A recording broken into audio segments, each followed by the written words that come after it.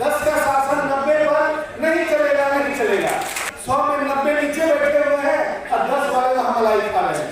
भगवान और ईश्वर एक शक्ति की सर्वव्यापकता है, तो उसमें किसी भोग और पुंगापद की क्या जरूरत? मन चल गया तो कटौती निकलता। हम अपने साथी को धन्यवाद देते हैं, बधाई देते हैं, जिन्होंने सही मायने में चेतना का संचार समाज के अंदर जयंती के माध्यम से करने का काम किया।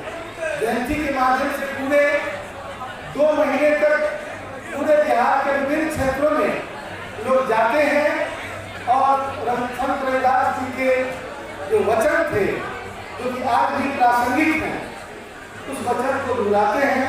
उनके विचारों में आस्था रखने वाले लोगों की संख्या काफी बढ़ रही है।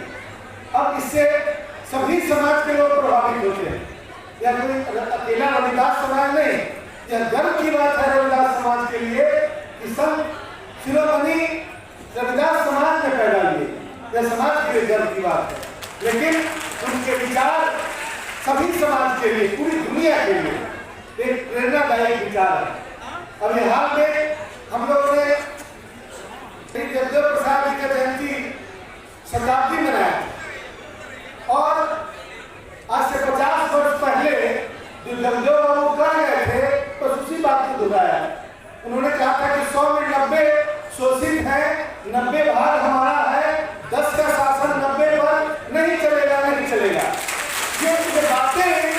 ये बातें बहुत सारे लोगों ने दोहराया होगा, हमने भी दोहराया था, लेकिन हमें पता नहीं था कि जनता के बीच में इन बातों की प्रासंगिकता पूरी तरह दिल में भर कर गई है। यहाँ से लेकर दिल्ली तक नजर डालिए तो आपको लगेगा कि वही 100 में 90 नीचे बैठे हुए हैं और 10 वाले तो हम मलाई खा रहे हैं।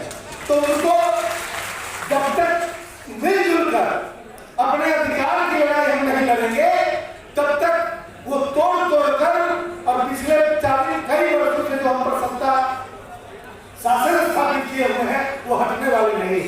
इसलिए संत रविदास जी के आज की जयंती के अवसर पर संत रविदास जी ने अभी हमारे चंद्रशेखर जी माननीय मंत्री शिक्षा ने कुछ बातें कही। अरे भाई, किसी भी ग्रंथ की बात हो, किसी भी पुराण की बात हो या रामायण की बात हो, किसी की बात हो, यदि इस वैज्ञानिक युग में उसकी समीक्षा और उसका विश्लेषण नहीं होगा तो किस युग में होगा? इस वैज्ञानिक युग में उसकी समीक्षा होनी चाहिए। और संत रविदास जी के जो वचन थे वो आज इस वैज्ञानिक युग में भी 100% सही। हमारे पुरखों ने जो कहा, जिन लोगों ने लगभग 300 तरह के रामायण लिखे, कहीं ना कहीं लिखा हुआ है ना कि कनकन में भगवान, कहीं ना कहीं लिखा हुआ है कि आप तुमने हमने खड़क हमने सबने भगवान।